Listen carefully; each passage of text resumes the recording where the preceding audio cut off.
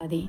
ओम वक्रतुंड महाकाव्य सूर्यकोटि संप्रभ निर्विघ्न कुरु मे देव सर्वकार्येषु सर्वदा। सर्वमंगलम मंगलम शिवम सर्वदा साधिके नारायणी नमस्तुते नमस्तुते। तो आज हम श्री दुर्गा सप्तशत्याम के पंचमों अध्याय को प्रारंभ करेंगे, जिसमें देवताओं द्वारा देवी की स्तुति और चंडमुंड के मुख से अंबिका के रूप की प्रशंसा सुनकर शुंभ का उनके पास दूत भेजना और दूत का निराश लौटना। ओम इस उत्तर चरित के रुद्र ऋषि है और महासरस्वती देवता है। अनुष्टुप छंद है, भीमा शक्ति है, ब्राह्मणी बीज है, सूर्य तत्व है और सामवेद स्वरूप है।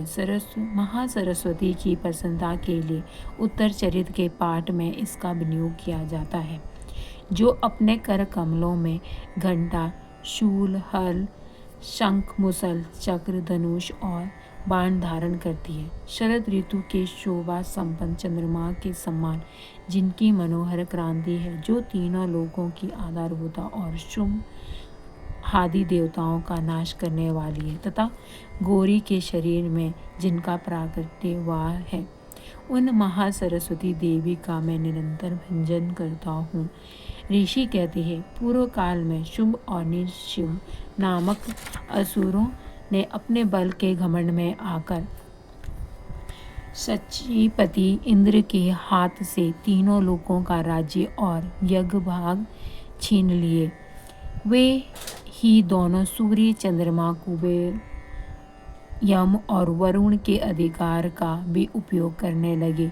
वायु और अग्नि का कार्य भी वे ही करने लगे। उन दोनों ने सब देवताओं को अपमानित, राज्य भ्रष्ट, पराजित तथा अधिकारहीन करके स्वर्ग से निकाल दिया। उन दोनों महान असुरों ने तिरस्कृत देवताओं ने अपराजिता देवी का स्मरण किया और सोचा, जगदम्बा ने हम लोगों को वर दिया था कि आपाति काल में स्मरण करने पर मैं तुम्हारी सब आपत्तियों को तत्काल नाश कर दूंगी। ये विचार कर देवता गिरिराज हिमालय पर गए और वहाँ भगवती विष्णु महामाया की स्तुति करने लगे। देवता बोले, देवी को नमस्कार, महादेवी शिवा को सर्वदा नमस्कार है, प्रकृति और भद्रा को प्रणाम है। हम लोग नित्य पूर्वक जगदम्बा को नमस्कार करते हैं। रुद्र को नमस्कार है, नित्या गौरी और दात्री को बारंबार नमस्कार। ज्योत्सना मई, चंद्र रूपिणी और सुख स्वरूपा देवी को सतत प्रणाम है। शरणगतों का कल्याण करने वाली वृद्धि और सिद्धि रूपा देवी को हम बारंबार नमस्कार करते हैं। निर्तिशी राक्षसी की लक्ष्मी, राजाओं की लक्ष्मी तथा सर्वाणी शिव पत्नी स्वरूपा आप जगदम्बा को बारंबार नमस्कार। दुर्गा, दुर्गपरा, दुर्गम से संकट को पार उतरने वाली, सारा सबकी सारभूता, सर्वकारिणी ख्याति कृष्णा और दुर्मा देवी को सर्वदा नमस्कार। अत्यंत सौम्य और अत्यंत रौद्र रूपा देवी को हम नमस्कार करते हैं, उन्हें हम बारंबार प्रणाम करते हैं। जगत की आधारभूता कीर्ति देवी को बारंबार नमस्कार। जो देवी सब प्राणियों में विष्णु माया के नाम से कही जाती है, उनको नमस्कार, उनको नमस्कार, उनको बारंबार नमस्कार। जो देवी सब प्राणियों में चेतना कहलाती है, उनको नमस्कार, उनको नमस्कार, उनको बारंबार नमस्कार। जो देवी सब प्राणियों में बुद्धि रूप में स्थित है, उनको नमस्कार, उनको नमस्कार, उनको बारंबार नमस्कार। जो देवी सब प्राणियों में निद्रा रूप में स्थित है, उनको नमस्कार, उनको नमस्कार, उनको बारंबार नमस्कार। जो देवी सब प्राणियों में शुद्धा रूप में स्थित है, उनको नमस्कार, उनको नमस्कार, उनको बारंबार नमस्कार। जो देवी सब प्राणियों में छाया रूप में स्थित है, उनको नमस्कार, उनको नमस्कार, उनको बारंबार नमस्कार। जो देवी सब प्राणियों में शक्ति रूप में स्थित है, उनको नमस्कार, उनको नमस्कार, उनको बारंबार नमस्कार। जो देवी सब प्राणियों में तृष्णा रूप में स्थित है, उनको नमस्कार, उनको नमस्कार, उनको बारंबार नमस्कार है। हे देवी सब प्राणियों में शांति क्षमा रूप में स्थित, उनको नमस्कार, उनको नमस्कार, उनको बारंबार नमस्कार है।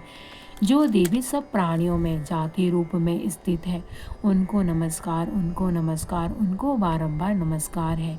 जो देवी सब प्राणियों में लज्जा स्वरूप में स्थित है, उनको नमस्कार, उनको नमस्कार, उनको बारंबार नमस्कार है।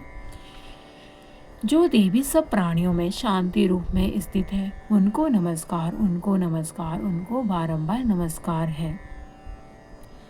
जो देवी सब प्राणियों में श्रद्धा रूप में स्थित है, उनको नमस्कार, उनको नमस्कार, उनको बारंबार नमस्कार है। जो देवी सब प्राणियों में क्रांति रूप में स्थित है, उनको नमस्कार, उनको नमस्कार, उनको नमस्कार, बारंबार नमस्कार। जो देवी सब प्राणियों में लक्ष्मी रूप में स्थित है, उनको नमस्कार, उनको नमस्कार, उनको बारंबार नमस्कार है। जो देवी सब प्राणियों में वृद्धि रूप में स्थित है, उनको नमस्कार, उनको नमस्कार, उनको बारंबार नमस्कार है। जो देवी सब प्राणियों में स्मृति रूप में स्थित है, उनको नमस्कार, उनको नमस्कार, उनको बारंबार नमस्कार है। जो देवी सब प्राणियों में दया रूप में स्थित है, उनको नमस्कार, उनको नमस्कार, उनको बारंबार नमस्कार है। जो देवी सब प्राणियों में दृष्टि रूप में स्थित है, उनको नमस्कार, उनको नमस्कार, उनको बारंबार नमस्कार है। जो देवी सब प्राणियों में माता रूप में स्थित है, उनको नमस्कार, उनको नमस्कार, उनको बारंबार नमस्कार है। जो देवी सब प्राणियों में भ्रांति रूप में स्थित है, उनको नमस्कार, उनको नमस्कार, उनको बारंबार नमस्कार है। जो देवी इंद्रिय वर्ग की अधिष्ठात्री देवी एवं सब प्राणियों में सदा व्याप्त रहने वाली है, उन व्याप्ति देवी को बारंबार नमस्कार है। जो देवी चैत्य रूप में इस संपूर्ण जगत को व्याप्त करके स्थित है, उनको नमस्कार, उनको नमस्कार, उनको बारंबार नमस्कार है। पूर्व काल में अपने अदृष्ट की प्राप्ति होने से देवताओं ने जिनकी स्तुति की तथा देवराज इंद्र ने बहुत से दिनों तक जिनका सेवन किया, वह कल्याणकार की साधन भूता ईश्वरी हमारा कल्याण और मंगल करे तथा सारी आपत्तियों का नाश कर डाले। उद्दंड दैत्यों से सताए हुए हम सभी देवता जिन परमेश्वरी को इस समय नमस्कार करते हैं तथा जो भक्ति से विनम्र पुरुषों द्वारा स्मरण की जाने पर तत्काल ही संपूर्ण विपत्तियों का नाश कर देती है, वे जगदम्बा हमारा संकट दूर करें। ऋषि कहते हैं, राजन, इस प्रकार जब देवता स्तुति कर रहे थे, तब उस समय पार्वती देवी गंगा जी के जल में स्नान करने के लिए वहां आई थी। उन सुंदर मोहों वाली भगवती ने देवताओं से पूछा, आप लोग यहाँ किसकी स्तुति करते हैं?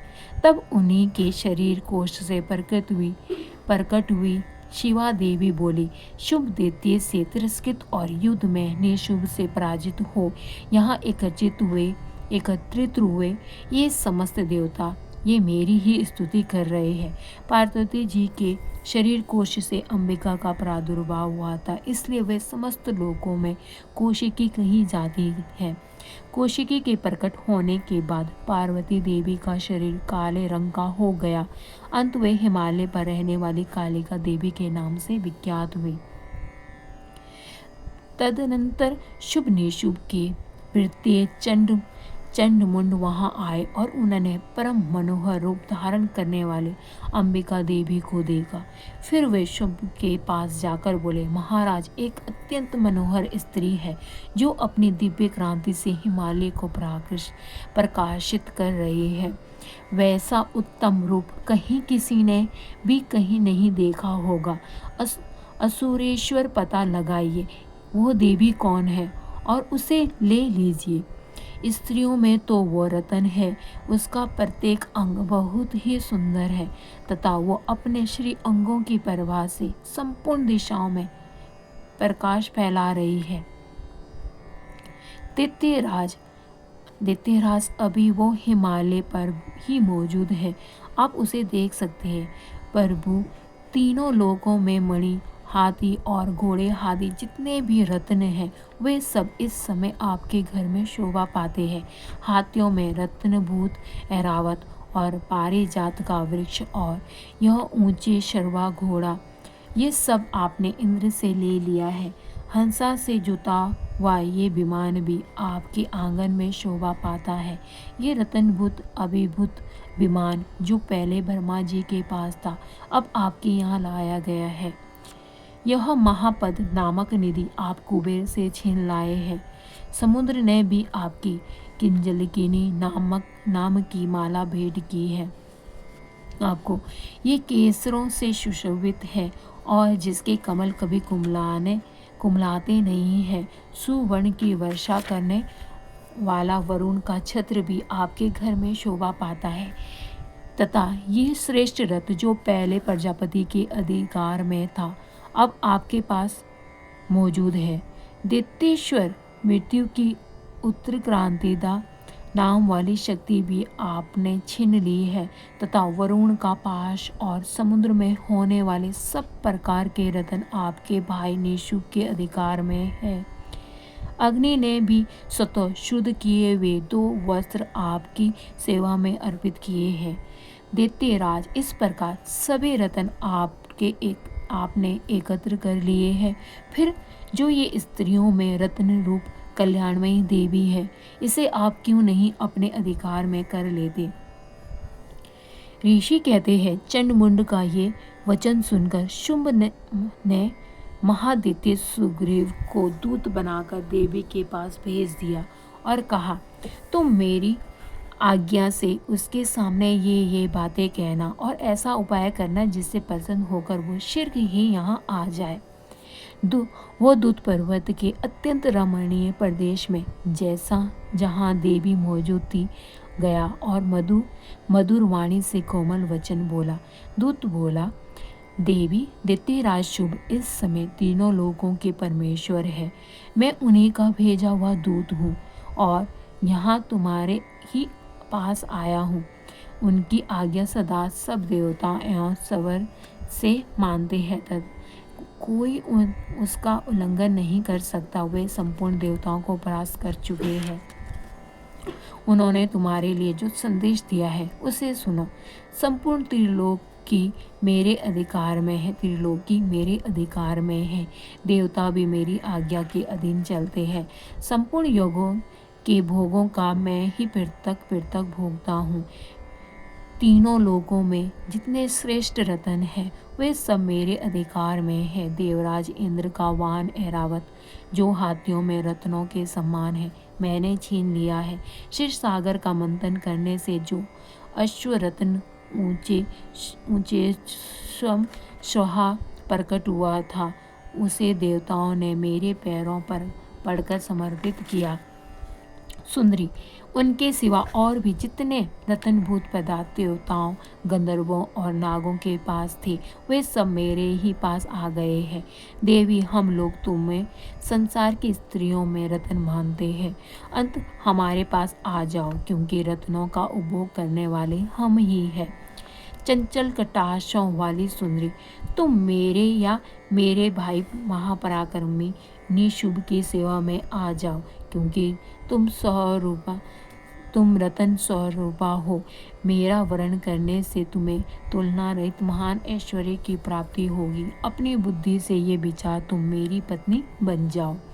ऋषि कहते हैं, दूत के यूं कहने पर कल्याणमयी भगवती दुर्गा देवी जो इस जगत को धारण करती है, मन में ही गंभीर भाव से मुस्कुराई और इस प्रकार बोली। देवी ने कहा, दूत, तुमने सत्य कहा है। इसमें तनिक भी मिथ्या नहीं है। शुभ तीनों लोकों का स्वामी है। निशुभ भी उनके ही समान पराक्रमी है। किंतु इस विषय में मैंने जो प्रतिज्ञा कर ली है उसे मिथ्या कैसे करूं? मैं अपनी अल्प बुद्धि के कारण पहले से प्रतिज्ञा कर रखी हूँ, उसे सुना। जो मुझे संग्राम में जीत लेगा, जो मेरे अभिमान को चूर्ण कर देगा तथा संसार में जो मेरे सम्मान बलवान होगा वही मेरा स्वामी होगा। इसलिए शुंभ और महादैत्य निशुंभ स्वयं ही यहाँ पधारे और मुझे जीतकर शीघ्र ही मेरा पानी ग्रहण कर ले। इसमें विलंब की क्या आवश्यकता है? दूत बोला, देवी तुम घमंड भरी हो, मेरे सामने ऐसी बातें न करो। तीनों लोकों में कौन ऐसा पुरुष है जो निशुंभ, शुंभ और निशुंभ के सामने खड़ा हो सके? देवी, अन्य देवतियों के सामने भी सारे देवता युद्ध में नहीं ठहर सकते, फिर तुम अकेली स्त्री होकर कैसे ठहर सकती हो? जिन्हें शुंभ आदि दैत्यों के सामने इंद्र आदि सब देवता भी युद्ध में खड़े नहीं हुए, उनके सामने तुम स्त्री होकर कैसे जाओगी? इसलिए तुम मेरे ही कहने से शुंभ और निशुंभ के पास चली चलो। ऐसा करने से तुम्हारे गौरव की रक्षा होगी, अन्यथा जब वे केश पकड़कर घसीटेंगे तब तुम्हें अपनी प्रतिष्ठा खोकर जाना पड़ेगा। देवी ने कहा, तुम्हारा कहना ठीक है, शुंभ बलवान है और निशुंभ बड़े ही पराक्रमी है, किंतु क्या करूं? मैंने पहले से बिना सोचे समझे प्रतिज्ञा कर ली है। अब तुम जाओ, मैंने तुमसे जो कहा है वह सब दैत्यराज से आदरपूर्वक कहना, फिर जो वह उचित जान पड़े वो करें। इस प्रकार श्री मार्कंडेय पुराण में सार्वणिक मंतवरी की कथा के अंतर्गत देवी महात्म्य में देवी